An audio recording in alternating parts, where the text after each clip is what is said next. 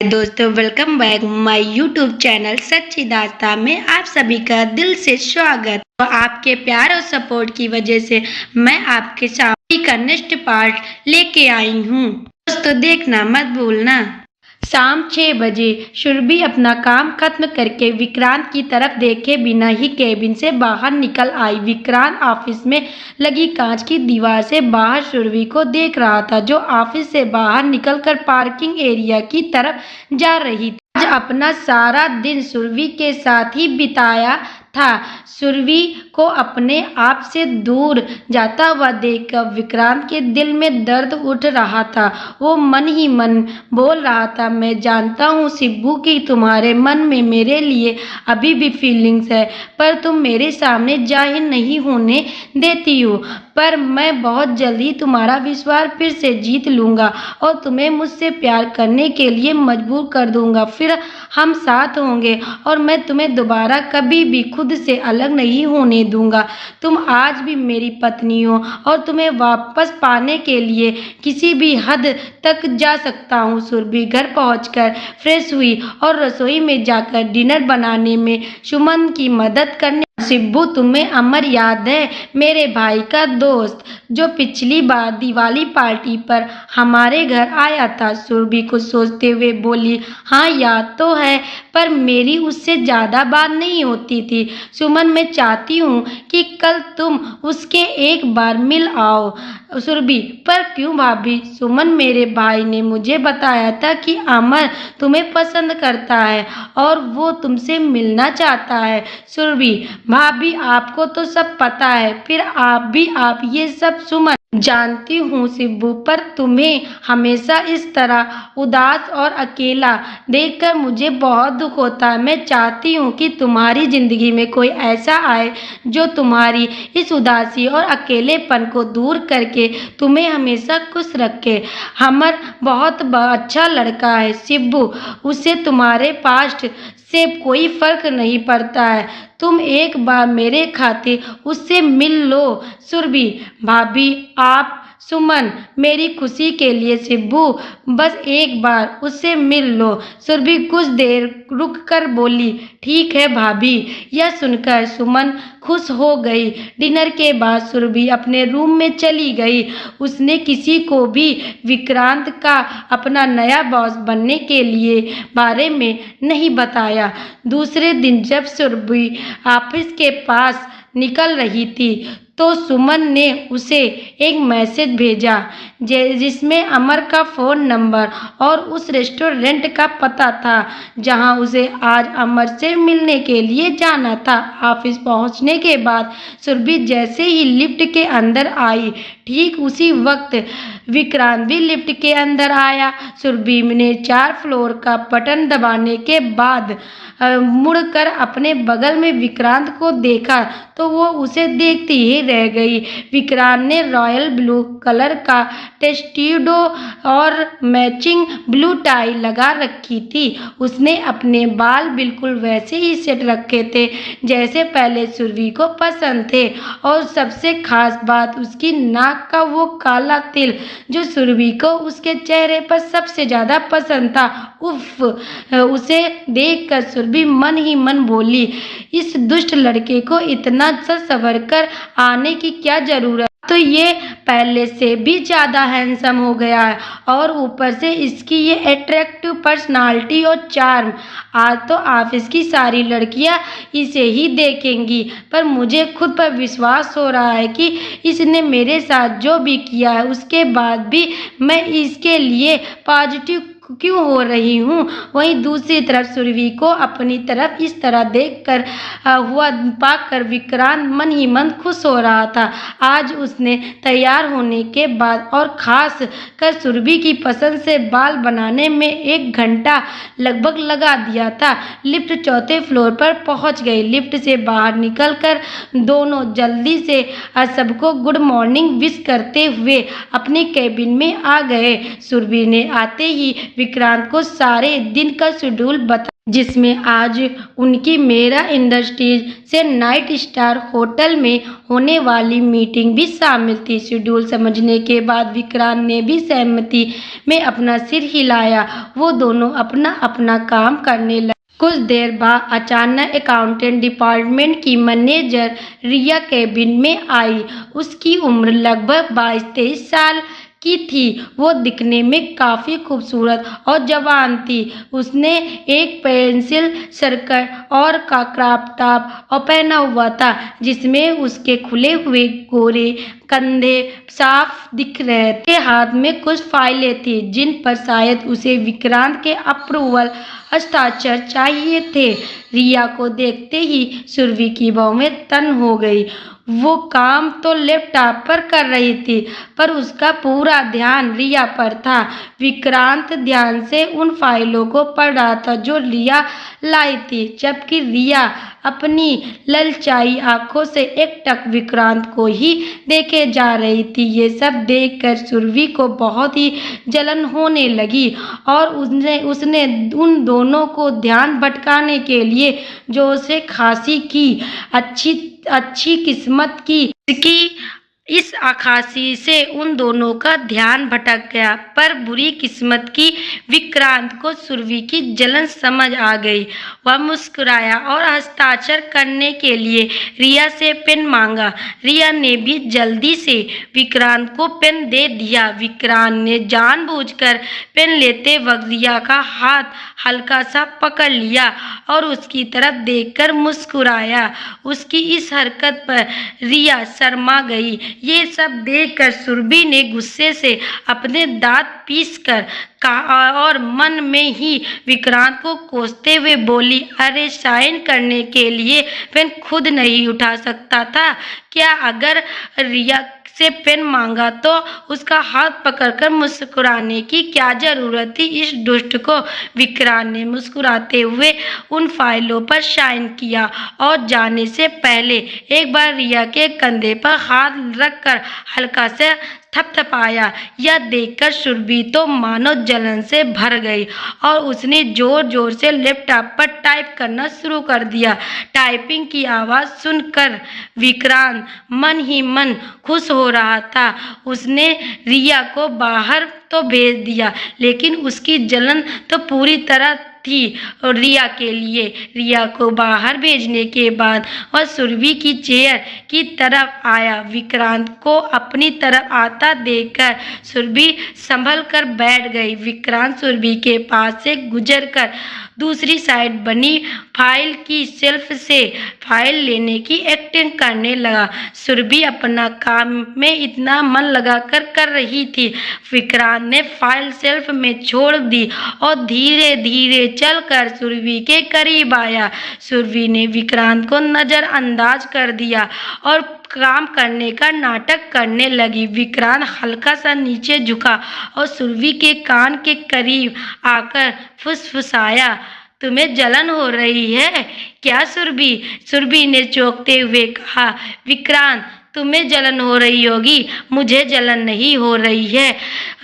तो विक्रांत ने कहा, ऐसा तो नहीं है, जलन तो हुई है आपको। सुरभि ने ना नहीं, ऐसा कुछ भी नहीं है, मुझे कोई जलन नहीं हो रही है। विक्रांत तुम झूठ बोल रही हो, ऐसा ही है, मैंने सब देखा है, तुम्हें जलते हुए भी देखा है। सुरभि मैं झूठ नहीं बोल रही हूँ और मुझे जलन क्यों होगी विक्रांत? क्योंकि तुम अब भी मुझसे प्यार करती हो। यह सुनकर सुरभि गुस्से में अपनी चेयर से खड़ी हुई और विक्रांत को उंगली दिखाते हुए बोली, देखिए मिस्टर राठौर, आप अपनी हद में रहिए। आप किससे बात करते हैं, क्या करते हैं, मुझे उससे कोई फर्क नहीं पड़ता और ना ही मुझे कोई जलन हो रही है। और दूसरी बात, मैं आपसे प्यार नहीं करती हूँ, मैं आपसे नफरत करती हूँ, बेतहा नफरत। और सुरभि के मुंह से अपने लिए नफरत सब सुनकर विक्रांत के दिल में तो बिल्कुल उम्मीद की लहर ही टूट गई।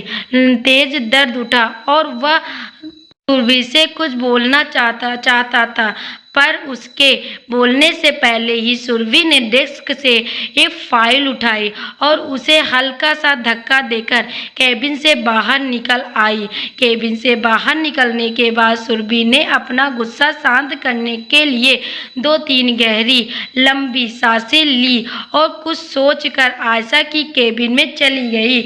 उसे अपनी केबिन में देखकर आयशा थोड़ी हैरान हुई। आयशा, अभी लंच टाइम नहीं हुआ है, तुम इतनी जल्दी क्यों आ गई हो? सुरभि, नहीं, मैं लंच करने नहीं आई हूँ, मैं कुछ तो जरूरी काम से आई हूँ। ऐसा कैसा काम? सुरभि ने अपने हाथ में पकड़ी हुई फाइल दिखाकर कहा, वो मेरा लैपटॉप ठीक से काम नहीं कर रहा है और मुझे इस फाइल से कुछ बजट अपडेट करने हैं, तो मैं तुम्हारा लैपटॉप यूज करना चाहती हूँ।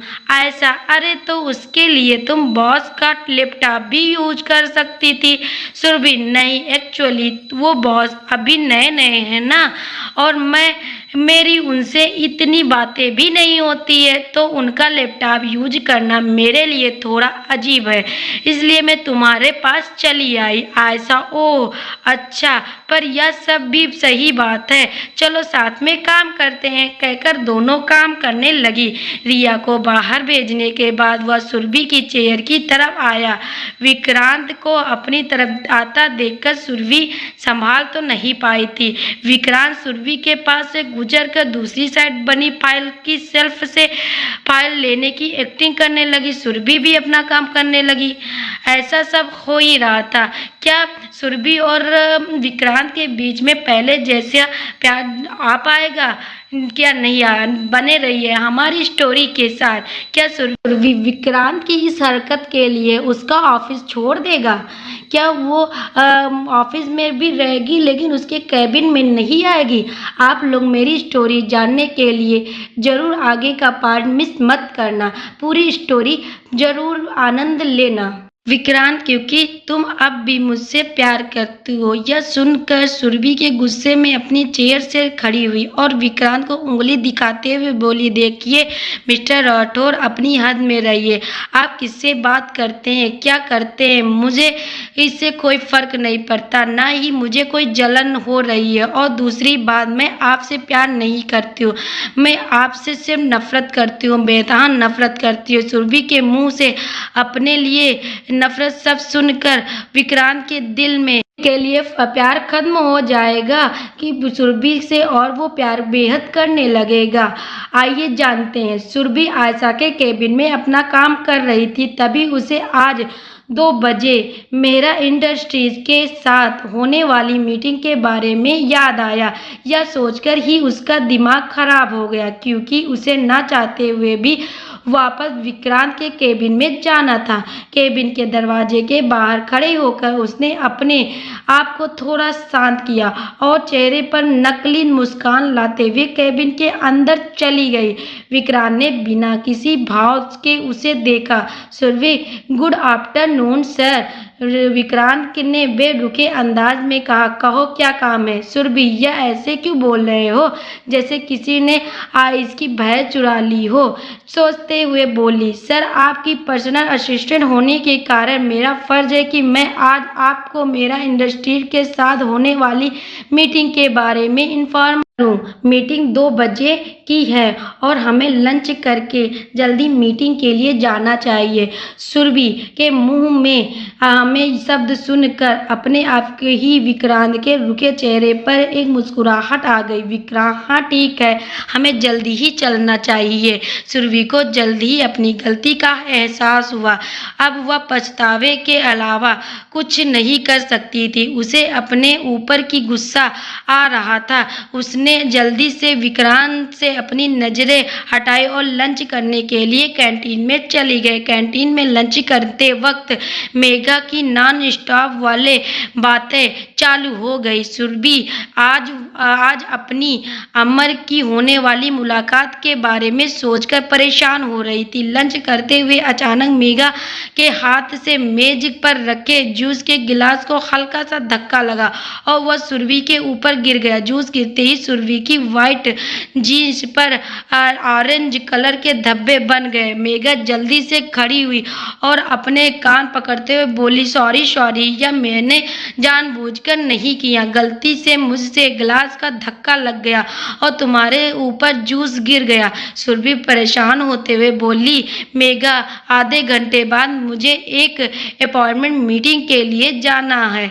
अब मैं क्या करूंगी? ऐसा चिंता मत करो सुरभि, मेरे साथ आओ। इतना कहकर उसने सुरभि का हाथ पकड़ा और मेघा को केबिन से अपना बैग लाने को कहा और सुरभि को ऑफिस के वॉशरूम में ले गई। सुरभि, अब मैं क्या करूं? मेरी ड्रेस खराब हो गई है। ऐसा डोंट वरी, पैनिक मत करो, सब ठीक हो जाएगा। 2 मिनट बाद मेघा आयशा का बैग लेकर वॉशरूम में पहुंची। आयशा ने जल्दी से अपना बैग लिया और उसमें से एक ड्रेस निकालकर सुरभि के हाथ पर रख दी। ड्रेस देखते ही मेघा और सुरभि हैरानी से आयशा को देखने लगे तो आयशा उनके सवाल पूछने से पहले ही बोल पड़ी, आज मेरा और रोहन का लंच पर जाने का प्लान था। रोहन ने मुझसे कहा था कि वह मुझे ऑफिस से ही पिक करेगा, इसलिए मैं अपने साथ ये ड्रेस लेकर आई थी, लेकिन अचानक उसको कोई जरूरी काम आ गया, इसलिए मैं नहीं जा सकी। सुरभि, लेकिन यह ड्रेस कितनी अजीब है, मैं इसे नहीं पहन सकती हूँ। आयशा, मुझे पता है कि ड्रेस पार्टी और डेट के लिए है, लेकिन अभी तुम्हारे पास कोई दूसरा ऑप्शन नहीं तो है। सुरभि के कुछ पल इन सब के बारे में सोचा और फिर ड्रेस लेकर अंदर चेंज करने चली गई। जब वह ड्रेस चेंज करने के बाहर आई तो मेघा और आयशा अपना मुंह खोले बस उसे ही देखे जा रहे थे। मेघा, ओ माय गॉड, तुम कितनी खूबसूरत हो सुरभि, तुम हमेशा इसे लूज टॉप और जीन्स में रहती हो, जिसमें मैंने तुम्हारी खूबसूरती पर गौर ही नहीं किया, लेकिन आज तो इस ड्रेस में तुम्हारी खूबसूरती बिल्कुल निखर कर आ रही है। आयशा, श्योर ऑन गॉड, अगर रोहन तुम्हें इस ड्रेस में देख लेता तो मुझसे छोड़कर तुम्हें शादी के लिए प्रपोज कर देता। अच्छा हुआ रोहन यहाँ नहीं है। सुरभि उन दोनों की बातें सुनकर थोड़ा शर्मा जाती है और उन्हें झिड़कते हुए कहती है, चुप रहो तुम दोनों, ये ड्रेस कंफर्टेबल नहीं है, मैं इन्हें नहीं पहन सकती हूँ यार। मेघा, 2 मिनट रुक, मैं इसे थोड़ा कंफर्टेबल बनाती हूँ तेरे लिए। इतना कहकर वह सुरभि के पास आई। उसने सुरभि की पोनी टेल को खोलकर उसके बालों के उसके कंधों के चारों ओर फैला दिया। सुरभि, यह क्या कर रही है तू? मेघा ने उसके बालों के आगे की 2 लटों को मोड़कर पीछे करते हुए कहा, बेबी, तुम्हें कंफर्टेबल फील करवा रही हूँ। ऐसा? हाँ, अब ठीक है, अब ज़्यादा प्रॉब्लम नहीं है। सुरभि ने अपने आप को आईने में देख उस हाफ शोल्डर ड्रेस में अब उसके कंधे काफ़ी हद तक बढ़ ढक चुके थे। उसने उसके बाद और बाथरूम से बाहर जाने के लिए निकली तो आयशा ने उसका हाथ पकड़कर रोक दिया। सुरभि, अब क्या है? आयशा, 2 मिनट रुकना, बोलकर उसने जल्दी से अपने बैग से 2 छोटे ईयरिंग और एक पतला सा नेकलेस निकल कर सुरभि को पहना दिया और उसके ओठों पर गुलाबी लिपस्टिक लगा दी। सुरभि, मैं मीटिंग के लिए जा रही हूँ, किसी डेट के लिए नहीं। आयशा, पता है कि तुम मीटिंग के लिए जा रही है, लेकिन इस ड्रेस के साथ सब कुछ मैचिंग होना जरूरी है। सुरभि, हो गया अब सब मैचिंग, मुझे जाने दो। आयशा, मैडम, पहले अपने नीचे पैरों को तो देखो। सुरभि ने नीचे देखा तो उसने स्पोर्ट्स शूज पहने हुए थे। यह देखकर उसने अपनी जीभ दांतों के नीचे दबा ली और अजीब से चेहरा बनाकर आयशा की ओर देखा। आयशा, तुम्हें तो बस हर टाइम भागने की जल्दी रहती है, बिना कुछ सोचे समझे कुछ भी करती रहती हो। इतना बोलकर उसने अपने पैरों से हाई हील्स निकालकर सुरभि की तरफ बढ़ा दी और बोली, यार लो पहन लो। सुरभि ने इस पर बिना किसी नखरे करे उसकी हाई हील्स पहन ली। कुछ देर बाद सुरभि ने विक्रांत को मैसेज करके बताया कि वह पार्किंग एरिया में उसका वेट कर रहा है।